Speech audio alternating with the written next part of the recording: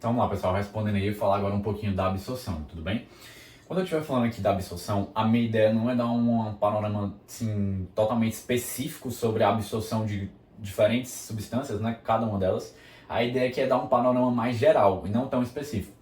Até porque nas outras aulas, no decorrer das próximas aulas, eu vou explicar um pouquinho melhor como é que ocorre a absorção específica quando a gente está falando de especialmente cada macronutriente.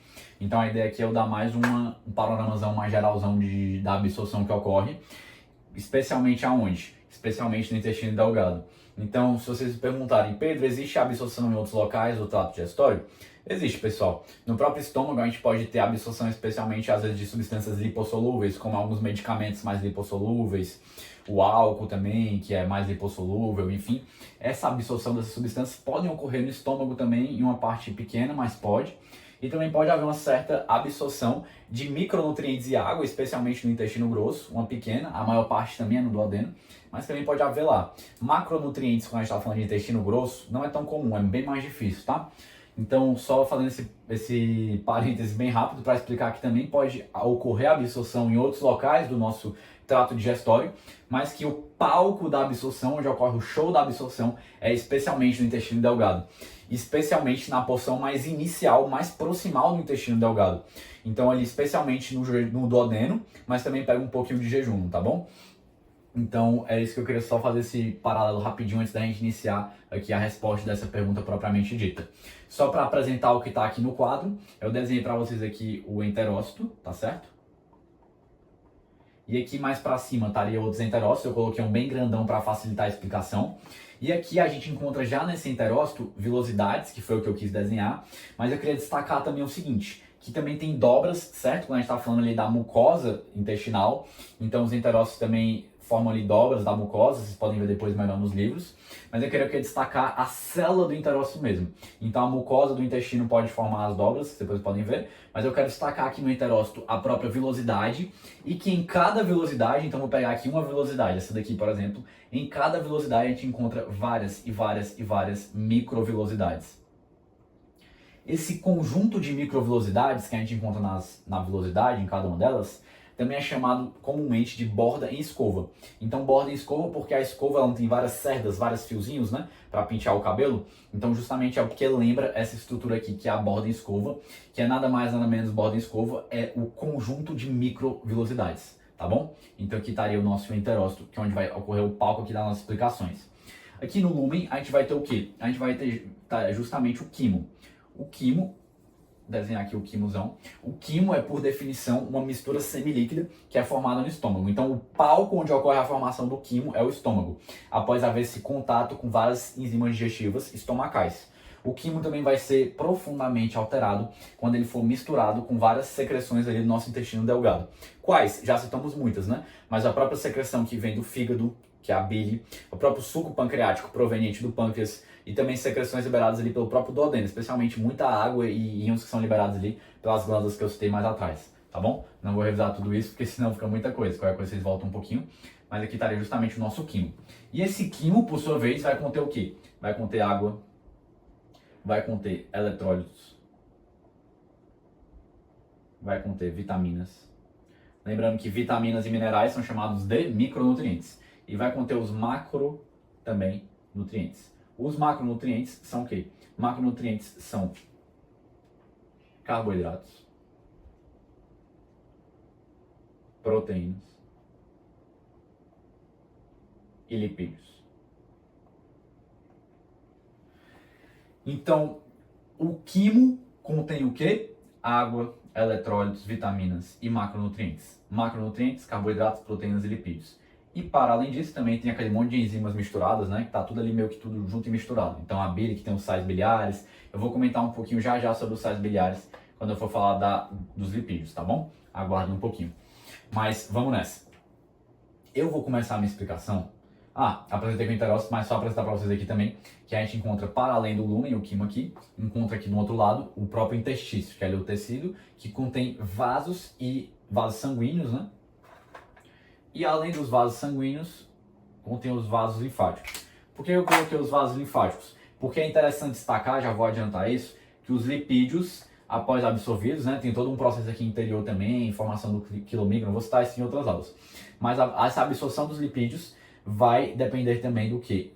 Desses vasos linfáticos. Então os lipídios, após serem absorvidos e tudo mais, eles não vão ser transportados em quantidades significativas pelos vasos sanguíneos, mas sim pelos vasos linfáticos, para conseguir sair daqui, tá bom? Mas eu vou citar isso aqui um pouquinho melhor nas próximas aulas. Então vamos voltar aqui para o enterócito, que é o palco aqui, mais ou menos, basicamente toda a explicação.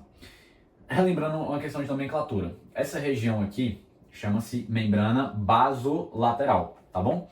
E essa aqui que eu estou pintando agora se chama-se membrana apical, que é onde está justamente as velocidades e as microvelocidades, tá certo? Então, basolateral e membrana apical. Na membrana basolateral, para iniciar nossa explicação, a gente encontra o quê? A gente encontra a nossa velha conhecida bomba de sódio e potássio.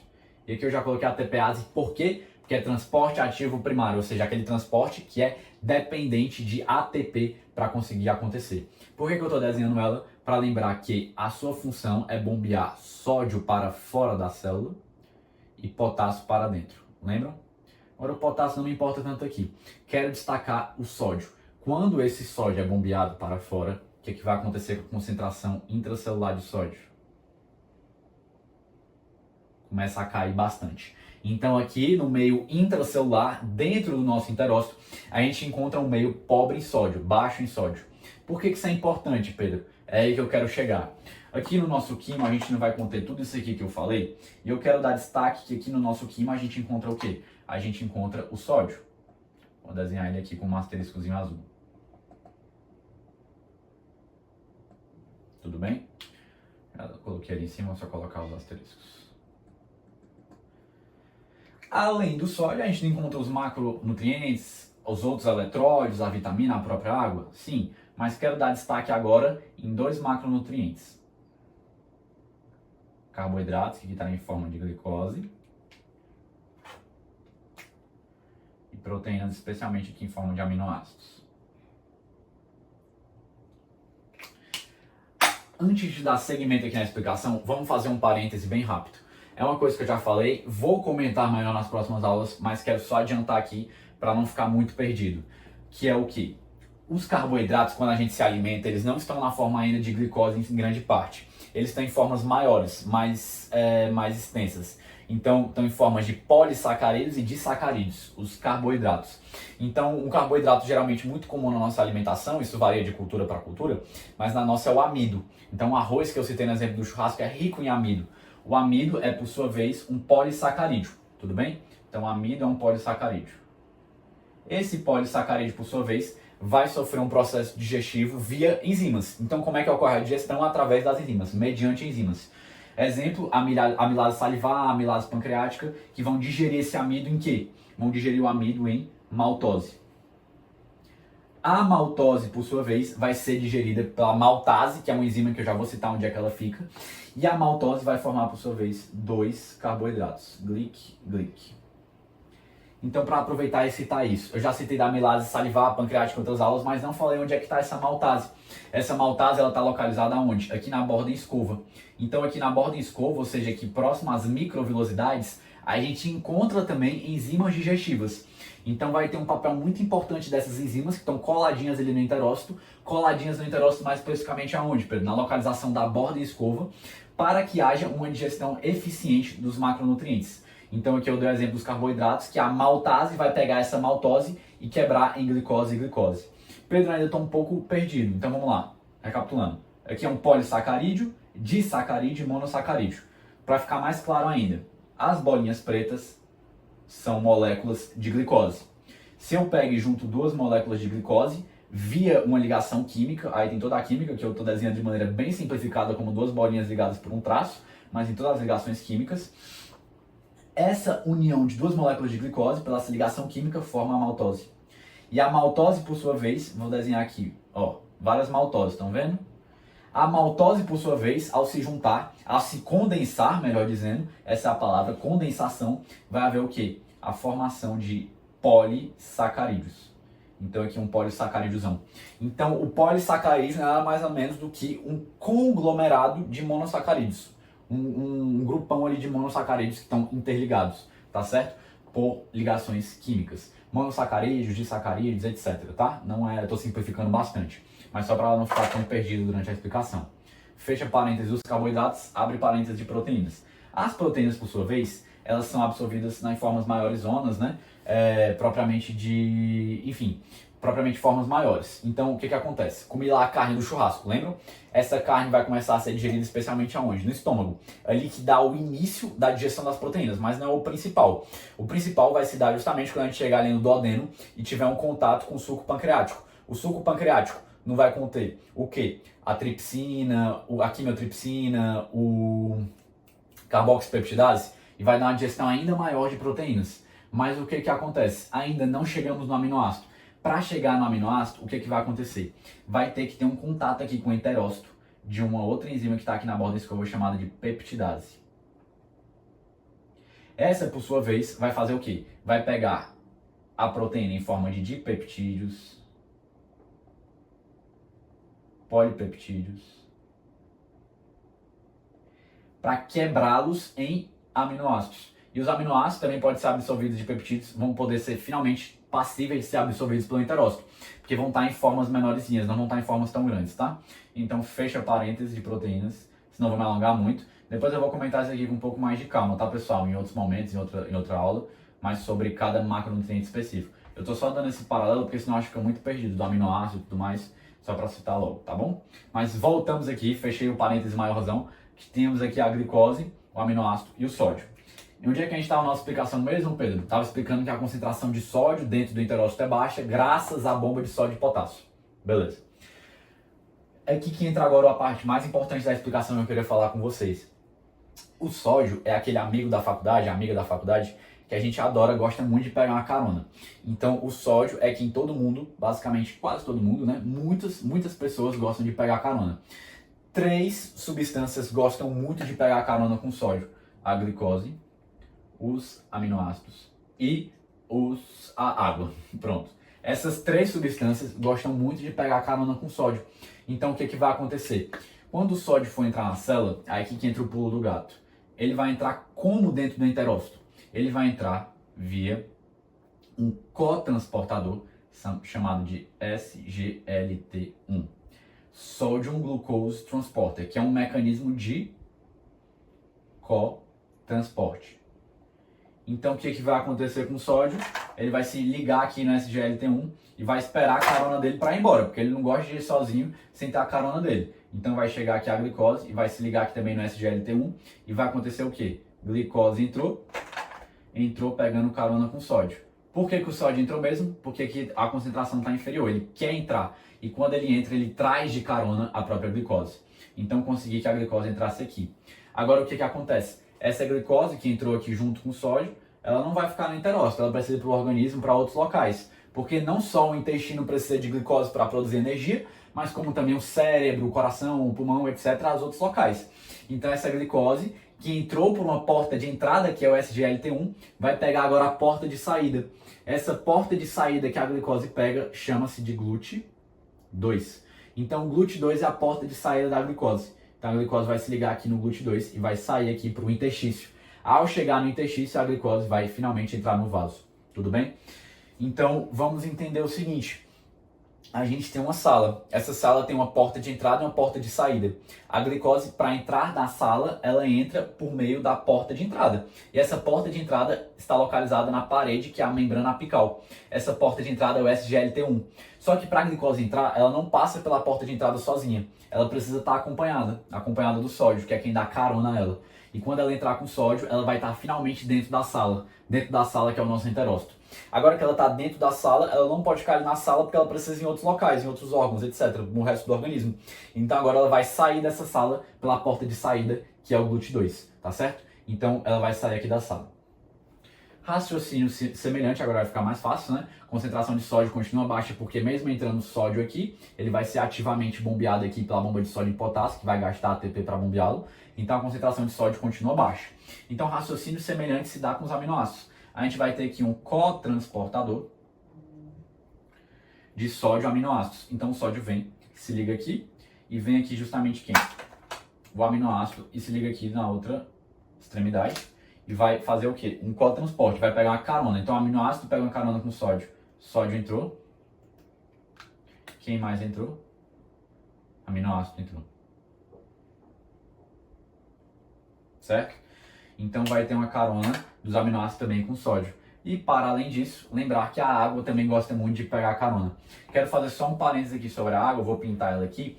A água, ela pode atravessar aqui esse montão de enterócitos, né, que eu desenho mais esses outros, por duas vias, tá bom? Então a água pode tomar uma via, vou colocar aqui de preto porque o pincel azul tá meio fraco, uma via transcelular e uma via paracelular. O que seria isso, Pedro? A via paracelular é quando a água vem aqui, olha a água vindo, e ela vai passar entre os enterócitos aqui, certo? Então ela passa aqui e chega finalmente aqui no interstício. E a via transcelular, por sua vez, a água vem aqui e ela passa através da própria célula. Então transcelular através da célula. Só para desenhar para vocês também, tá bom? Então eu comentei aqui sobre o sódio, que é o carona, que todo mundo gosta de pegar carona. Quem mais gosta de pegar carona? Água, carboidratos em forma de glicose e proteínas em forma de aminoácidos, mas também poderia ser em forma de dipeptídeo, tá? Tem alguns pormenores que os carboidratos não têm só a glicose, mas tem a frutose, a lactose, vou citar isso em outros momentos, não se preocupem. Estou só dando aqui um panoramazão geral. Existem também outros eletrólitos que eu não vou comentar tanto, para não alongar demais, mas que é eletrólitos como cálcio, ferro, propriamente potássio, fosfato, cloreto, etc. Que são íons, né, eletrólitos, enfim, minerais, que vão ser o quê? Absorvidos também de maneira muito importante aqui quando a gente está falando do trato do intestino delgado, perdão. A gente está falando do intestino delgado, especialmente na porção mais proximal.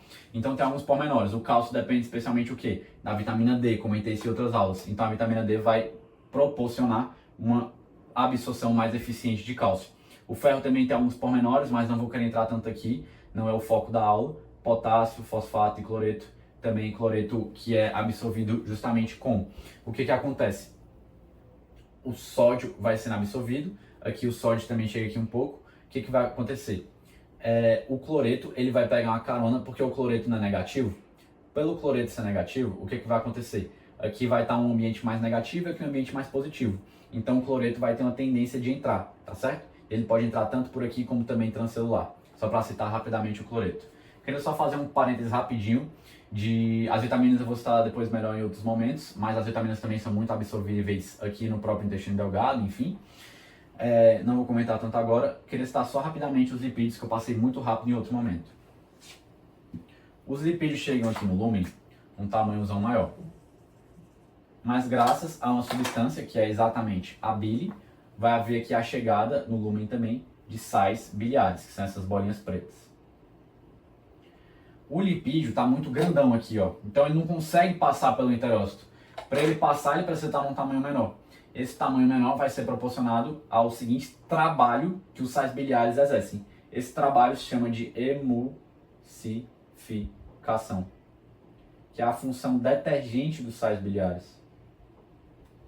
Essa função detergente dos sais biliares, por sua vez, vai pegar o lipídiozão que é grandão, vai dividi-los em moléculas menores,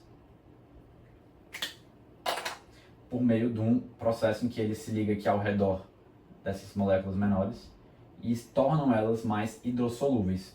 Como, Pedro?